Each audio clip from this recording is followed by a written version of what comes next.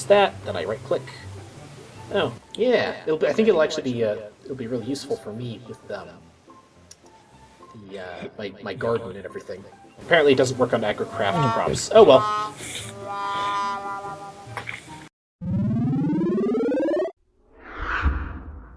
Hello and welcome back to Crackpack with the Crackpots, everyone. I'm Philadelphus, and that's Josh behind me, the bat, not the wolf, in case you were wondering. Hi, wolf. Hi there. Yes. Josh got himself a little pet here. He's sophisticated, smart, very smart. Yeah. My Very wolf. cool. So Josh has been Wall Street. Wall Street. You're my wolf of Wall Street. Get it? Yeah, it's a pun. Oh my. Yeah. Well, anyway, I was coming back over to my house. Anyway, so make that. gonna make some tools for ourselves today. We'll show off these boots of the meteor again. Whee! Oh man, these are so great for getting around quickly. Just being able to jump like that is amazing. Just need the helmet now. And the hand and the boots. Looks like all my ender lily seeds are done here. I can make that without that. Oh, nice! I don't need the invar for that. Sweet! For what? There's my crop of ender pearls here. Make the hand thing jigger without those. Boom! Hand. Power glove! Oh, nice. Power fist. Yeah, so today we're going to be making ourselves some better tools befitting a proper thaumaturge. So you remember thaumium, the magical metal we get by putting a little bit of magic into iron? Well, I've gone ahead and made tools out of that. So I've got my sword, pickaxe, axe, shovel, hoe. But we're not going to be using just any regular tools here. We're going to be making special tools, which we get by infusing various combinations of shards, diamonds, and greatwood logs into these tools to make them even better. So we're going to start off with the thaumium pickaxe here. Here. There. So these are tools we're going to be making: the pickaxe of the core, the axe of the stream, sword of the zephyr, shovel of the earth mover, and the hoe of growth. So that's always a fun one. Yeah, I think it'll actually be it'll be really useful for me with my garden and everything. And I made sure that I have all the essentia all ready to go for all of these, so we can just start the infusion process.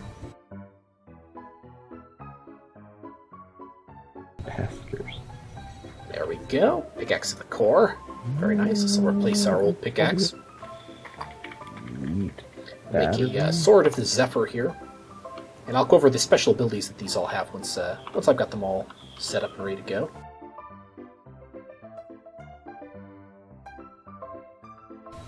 Maybe we should go at. There we go. Sword of the zephyr. And that'll replace our old sword there. Alright, modular powers. I remember making the glider wings. Those were fun. Oh yeah. Yeah, so Josh is trying to get into modular power suits, which I think we both played with in the past, in past worlds, but haven't played with for quite a while. Glowstone dust and 2 iron ingots. Oh, you need Axe for of the that. stream. Do I have to? I forget how this even works. How do you wear that? Where does that go? Wear what? Power fist? It's on your hotbar in your hand. Oh, okay. It's just like a tool. We need what I said. You need glowstone dust and something. Thank you. There's our hoe of growth. Do I just? We just need our shovel of the earth mover. Sit here, Wall Street. Sit there, okay? Install. Oh, sweet! It's installed. Oh, nice. The lux capacitor. How do you make it work now? At the have the power fist glove in your hand, and then you should. Oh, it might require charge. It might require needing. Of course, it would. Probably would need to be charged before you. Why didn't I not think that?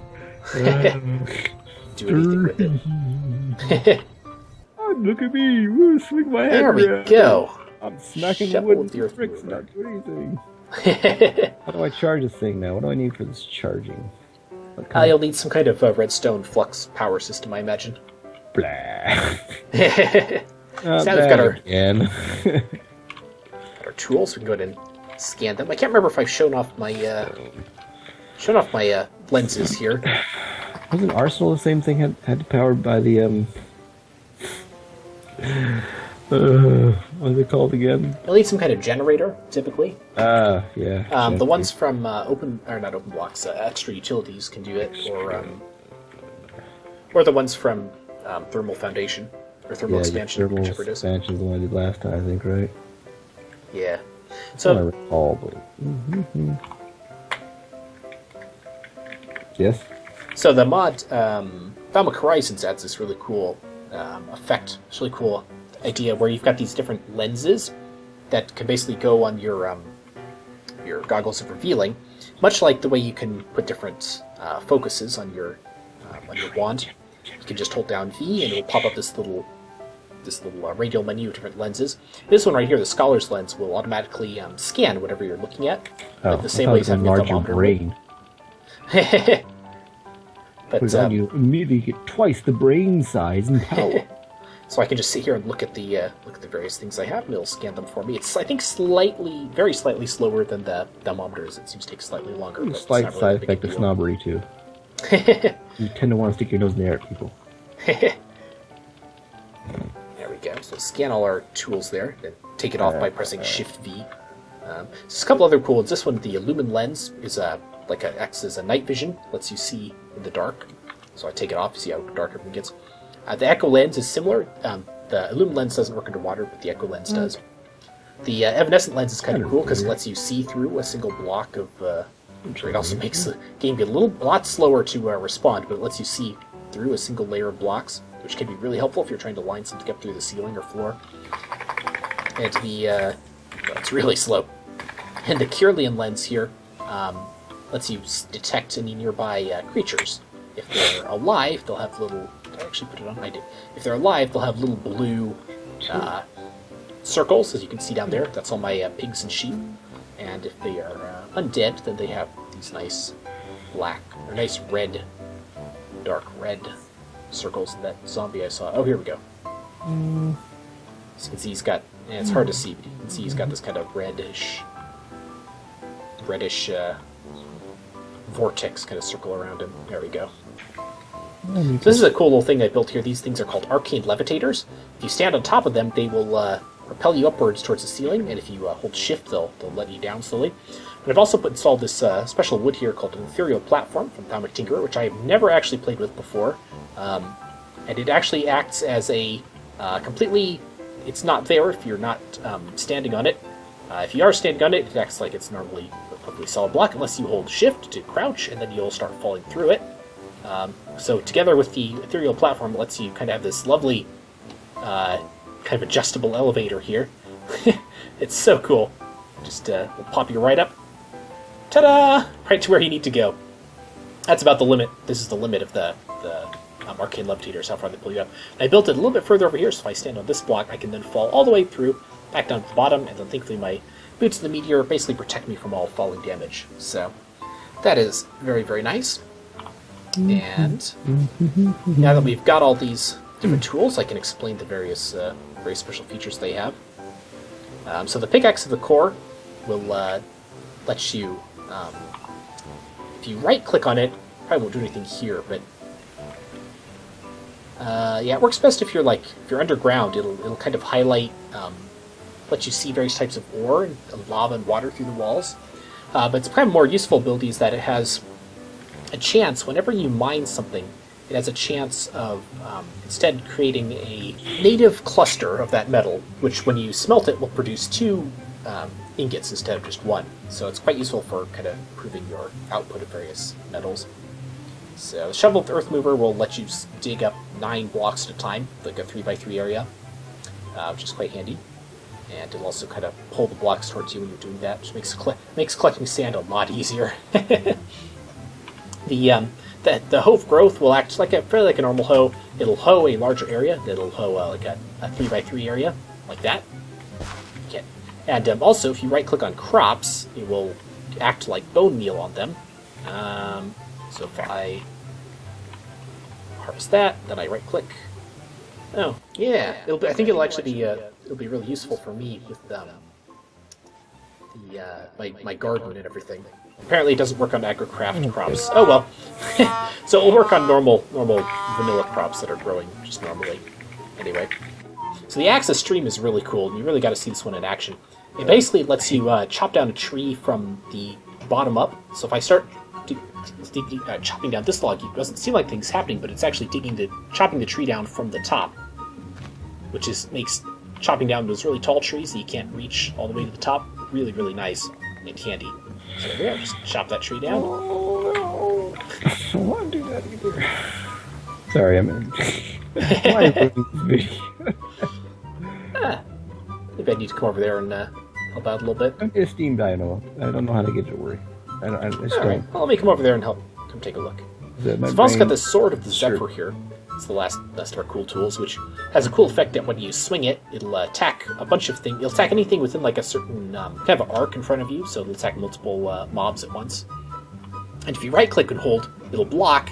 It'll create this swirling wind around you that'll deflect projectiles, like arrows and stuff, and it'll also slowly raise you into the air, which I'm not quite sure why it does that, but it's kind of cool.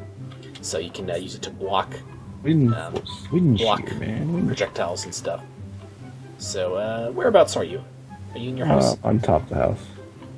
Alright, we'll go play Troubleshooter for Josh here.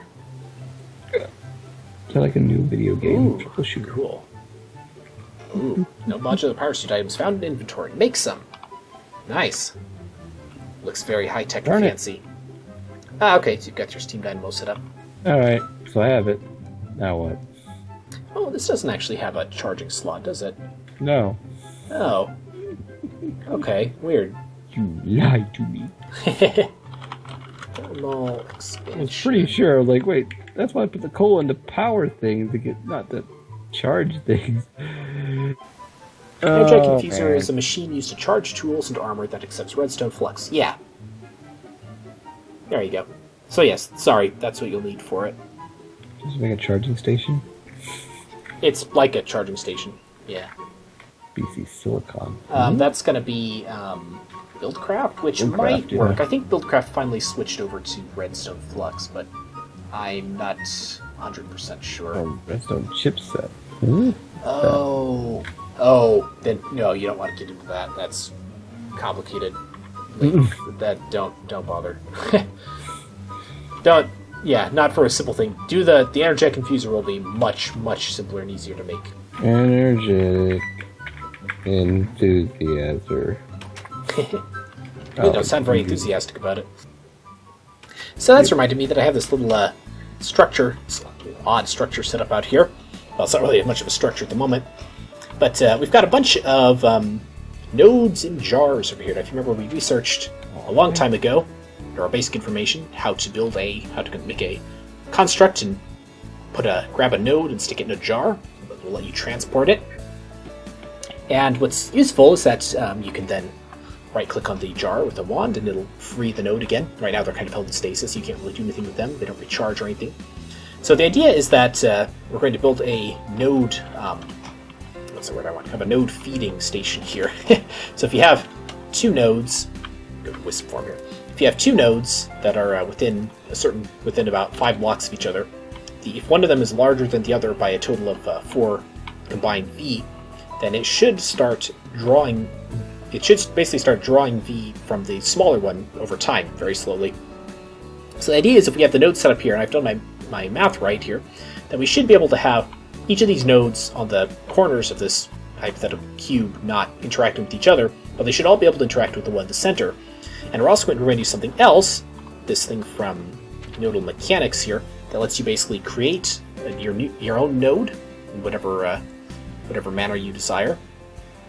And then we'll try and make a nice, really powerful, strong one here with a total of 120 V that'll be larger than any of the other ones around here. So we'll be able to draw the V from all of them, basically make one large, giant node, which we'll use for future projects. So, after that long-winded, lengthy explanation, we need to go collect our last node, which I happen to remember I had picked out already on the map is right here, I believe. Air Aqua Perditio. That should give us a pretty decent, a roughly even distribution of all 6 of the primals. So, well, let's be off with these boots of the meteor to good use.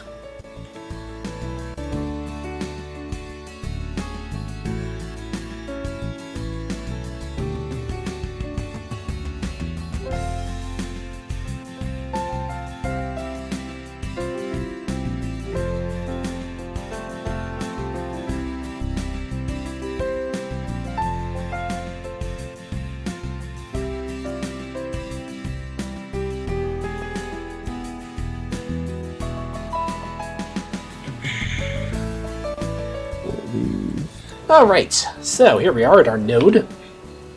Now we just need to build basically a giant glass jar around it. So we'll put some glass around it here. Basically just enclose it entirely with glass on each side.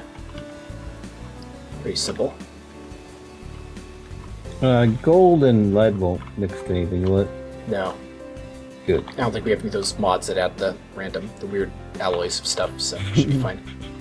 We put some wood slabs on the top here, and it looks kind of like one of our water jars. And then make sure I've got at least 70 V of each type in my wand. And then I right-click on the side here, and ta-da!